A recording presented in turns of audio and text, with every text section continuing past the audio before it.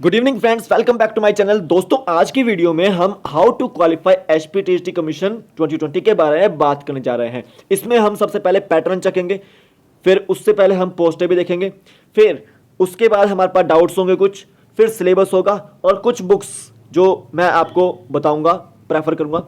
ठीक है, तो इस वीडियो को पूरा देखिए, लास्ट तक देखिए और जो भी डाउट्स हो वो आप कमेंट सेक्शन में लिख सकते हैं नीचे। ठीक है, तो डाउट्स आपके पास कुछ मैं एक आधे डाउट्स बताता हूं, जैसे कि आपको फॉर्म भरते हुए कोई दिक्कत आ रही है। ठीक है, तो उसमें कोई ऐसी दिक्कत नहीं आएगी वैसे तो, बट एक ऑप्शन जो ऐसा होगा जहां पर आपकी क्वालिफिकेशन पूछी जाएगी, उसमें BSc BEd with at least 4 years, BSc with BEd with at least 1 year. तो इस तरह से दो ऑप्शन दिखाई देंगे। ठीक है, तो उसमें क्या करना है, आपको क्या भरना है। किसी ने जो बीएड है वो 2 साल की होती है, किसी ने 4 साल की होती है, किसी ने 1 साल की होती है। तो 4 साल और 1 साल वाले के लिए तो कोई डाउट नहीं है, लेकिन जिन्होंने 2 साल वाले की बीएड की है उनके लिए कुछ डाउट्स हैं। ठीक है, तो उस डाउट को भी मैं यहाँ पर वीडियो में क्लियर करूँगा। तो वीडियो को देखते रहिए, लास्ट तक देखते रहिए और लाइक कर दीजिए, शेयर कर दीजिए और सब्सक्राइब कर दीजिए मेरे चैनल को।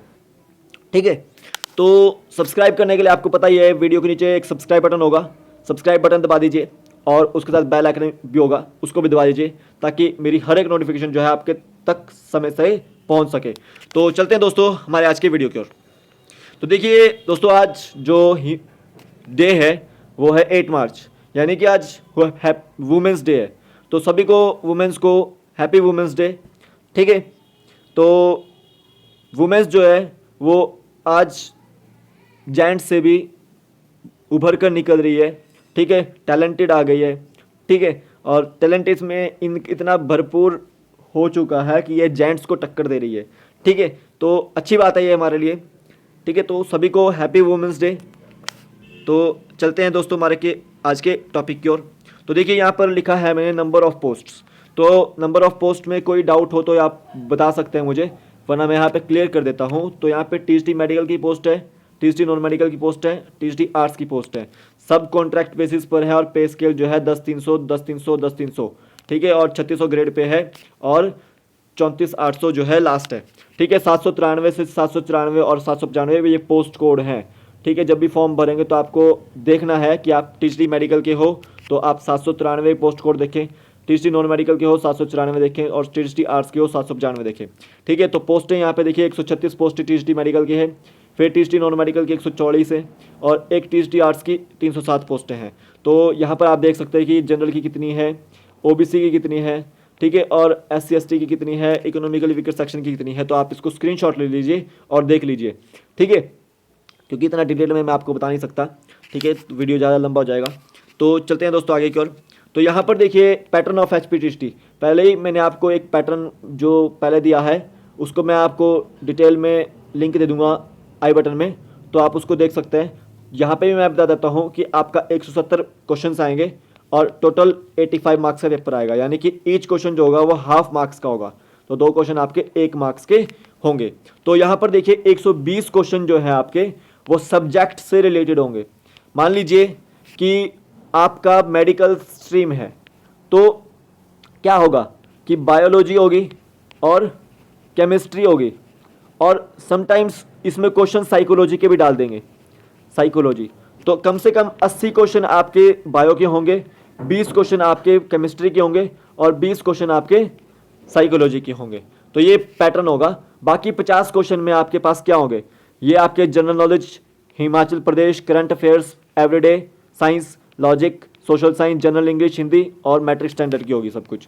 ठीक है, तो एचपीटीएसटी नॉन मेडिकल की बात करें तो यहाँ पर फिजिक्स, केमिस्ट्री, मैथ, ये 3 सब्जेक्ट होंगे, साइकोलॉजी भी होगा। तो ये 120 मार्क्स का हो सकता है। ठीक है, और बाकी 50 मार्क्स का ये होगा। ठीक है, और आर्ट्स की तो बात ही क्या है, इनके लिए बहुत ईजी है। हिस्ट्री, पॉल साइंस, ज्योग्राफी और इकोनॉमिक्स।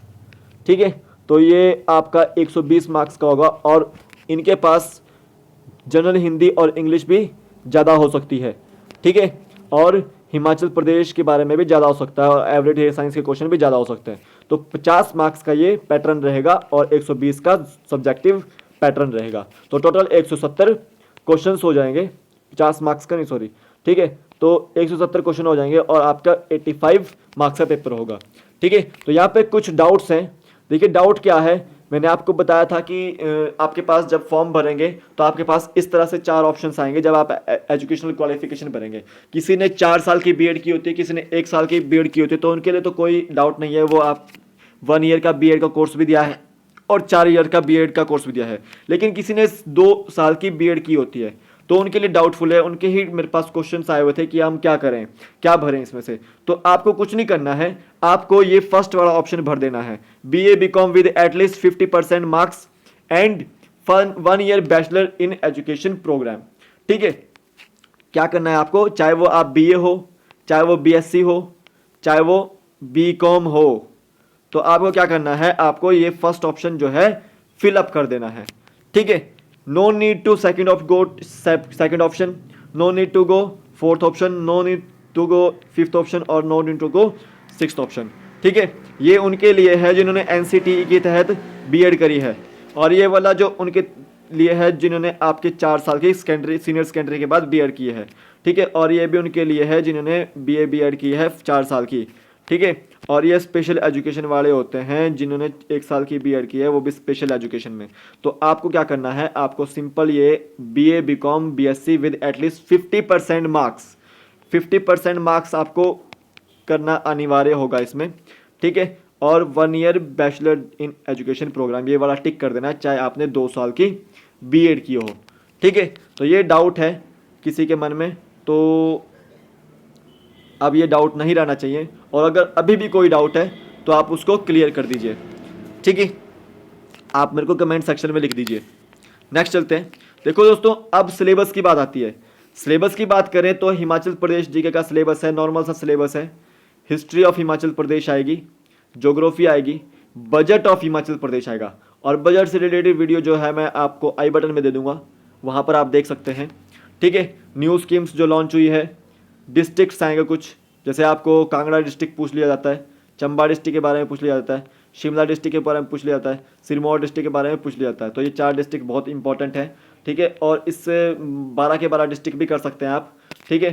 तो रिवर्स के बारे में, लेक्स के बारे में, माउंटेन्स के बारे में, पासिस के बारे में, ट्राइब एरियाज़ के बारे में, ट्राइबल एरिया, ठीक है, जनजाति क्षेत्र, और current affairs related to Himachal Pradesh, ये पढ़ लें जरूर, ठीक है। और जितने भी 1947 रिवोल्ट नहीं सॉरी आज़ादी के आंदोलन थे, और 1857 रिवोल्ट के जो हिमाचल में आंदोलन हुए थे, उनसे रिलेटेड जो है क्वेश्चंस आप पढ़ लें, और उनसे रिलेटेड जो है आप टॉपिक्स आप पढ़ लें। तो ये कहाँ से पढ़ने हैं दोस्तों, आपने हिमाचल दर्पण से, बुक है इसके लिए हिमाचल दर्पण, ठीक है। और मेनली अगर न्यू एडिशन पढ़े हिमाचल दर्पण का तो मैं बहुत ही अच्छी बात समझूंगा, ठीक है।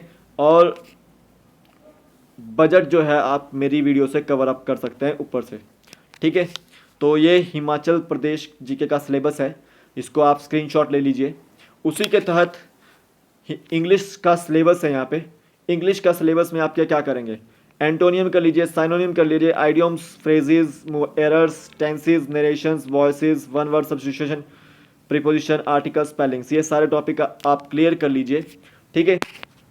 इन टॉपिक्स में ही क्वेश्चन आएंगे, और जो भी आपका 3 से 4 मार्क्स का ये हो सकता है पैटर्न इंग्लिश का, ठीक है। और आर्ट्स वाले हैं तो उनके लिए ज़्यादा भी हो सकता है, 10 मार्क्स का भी हो सकता है, ठीक है। तो ये टॉपिक्स जो है वो आपके लिए सफिशेंट है HPTSD के लिए, इससे बाकी नहीं आता है बाहर, ठीक है। और अगर आप लास्ट 5 ईयर के क्वेश्चन पेपर्स चख लेते हैं बाज़ार से, तो उसमें ये आपके कवर अप हो जाएंगे, ठीक है। तो आप वो वहाँ से आप इसको कवर अप कर सकते हैं। नेक्स्ट चलते हैं हिंदी का सिलेबस। हिंदी भी आपका मेन टॉपिक मैंने यहाँ लगाए हैं। हिंदी का संपूर्ण इतिहास आपको पता होना चाहिए, हिंदी को संविधान की मान्यता के बारे में आपको पता होना चाहिए, संधि के बारे में आ सकती है आपको, वर्णमाला आ सकती है, समास आ सकता है, पर्यायवाची आ सकता है, विलोम शब्द आ सकते हैं, मुहावरे आ सकते हैं, लोकोक्तियाँ आ सकती है, उपसर्ग एवं प्रत्यय शुद्ध आ सकता है। तो ये टॉपिक्स हैं आपके पास हिंदी से रिलेटेड, वो आप कर सकते हैं, ठीक है। तो आप ये कर लीजिए। ये इसके लिए मैं आपको कौन सी बुक रिकमेंड करूँगा, ठीक है। एक तो लास्ट 5 ईयर्स के पेपर वहाँ पर देख लीजिए, बाज़ार में मिल जाता है, और एक लुसेंट की हिंदी की किताब, लूसेंट की हिंदी की किताब, ये सफिशिएंट है आपके लिए। कोई अरिहंत भी पढ़ता है तो अरिहंत भी पढ़ लीजिए, ठीक है। तो एक और बेस्ट किताब है मेरे हिसाब से, वो एसएसपी ने लिखी है, महेश कुमार भरनवाल की किताब है, हिमाचल इसकी हिंदी की, लूसेंट हिंदी की, महेश कुमार भरनवाल। तो ये हिंदी का सिलेबस है, इसका स्क्रीनशॉट ले लीजिए आप, ठीक है। फिर चलते हैं दोस्तों आपने आगे के सिलेबस की और, हिस्ट्री का सिलेबस क्या होगा, ठीक है। तो ये जो सिलेबस है आपका, ये आर्ट्स वालों के लिए स्पेशल है, और जो 50 मार्क्स के लिए अदर जो नॉन मेडिकल वाले और मेडिकल वाले तैयारी कर रहे हैं उनके लिए भी है, ठीक है। और मेडिकल वालों के लिए और नॉन मेडिकल वालों के लिए मैं आई बटन में सिलेबस दे दूंगा, आप वहां से देख सकते हैं। तो सिंधु घाटी सभ्यता के बारे में आपको पढ़ना है, बुद्ध एवं जैन के बारे में पढ़ता है, वैदिक काल के बारे में, मौर्य साम्राज्य के बारे में, गुप्त साम्राज्य, लेखक जितने भी आए बाहर से और इंडिया के लेखक, और मंदिर के बारे में पढ़ना है, शैलियाँ के बारे में पढ़ना है, ठीक है। विदेशियों के आक्रमण जो हुए थे, मुगलों का आधिपत्य, दिल्ली सल्तनत के बारे में पढ़ना है, और जितने भी युद्ध हुए थे उनके समय पे तो इनके बारे में पढ़ना है। 1857 का विद्रोह और 1947 आजादी तक के बारे में पढ़ना है आपको, ठीक है। महात्मा गांधी से संबंधित प्रश्न जितने भी हैं आपको वो पढ़ लेने हैं। तो ये टॉपिक आपको हिस्ट्री से रिलेटेड कर लेने हैं, इतने आप टॉपिक करोगे तो सफिशिएंट है आपके लिए।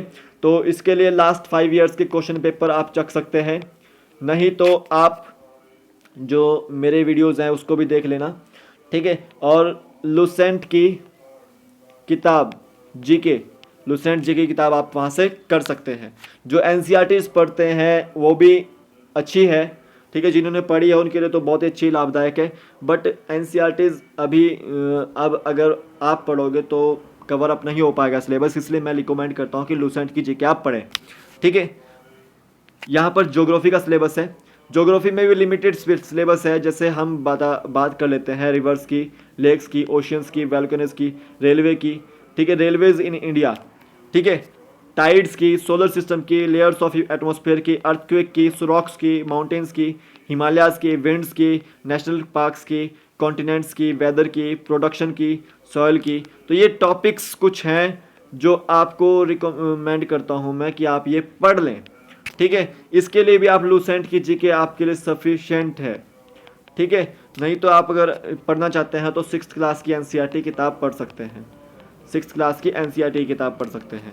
तो लूसेंट की जो है इसके लिए जीके की किताब आपके लिए सफिशिएंट है। और कोई अगर महेश कुमार भरनवाल की किताबें पढ़ता है, हिस्ट्री, ज्योग्राफी, पॉलिटिकल और इकोनॉमिक्स से रिलेटेड, तो वो बहुत अच्छी है, ठीक है। तो आप उनको भी पढ़ सकते हैं। तो ये सिलेबस है आपका ज्योग्राफी का, आप यहाँ से स्क्रीनशॉट ले लीजिए। नेक्स्ट चल लीजिए, पॉलिटिकल साइंस का सिलेबस है। पॉलिटिकल साइंस में आपको ये कुछ इंपॉर्टेंट पॉइंट्स आपको याद रखने हैं कि ये सिलेबस आपको पढ़ना ही है। इंडियन कॉन्स्टिट्यूशन के बारे में कि कब जैसे बना है, कितने साल में बना है, किस कौन कौन इसमें कमेटियाँ थी, ठीक है। फंडामेंटल राइट्स एंड ड्यूटीज़ के बारे में, directive principles of state policies के बारे में, प्रेसिडेंट ऑफ इंडिया के बारे में, लेजिस्लेचर, एग्जीक्यूटिव एंड जुडिशरी के बारे में, कमीशन आयोग जो बिठाए गए थे, कहीं कहीं जो आयोग आए थे, पंचायती राज सिस्टम के बारे में, अमेंडमेंट्स के बारे में, ठीक है। जितने भी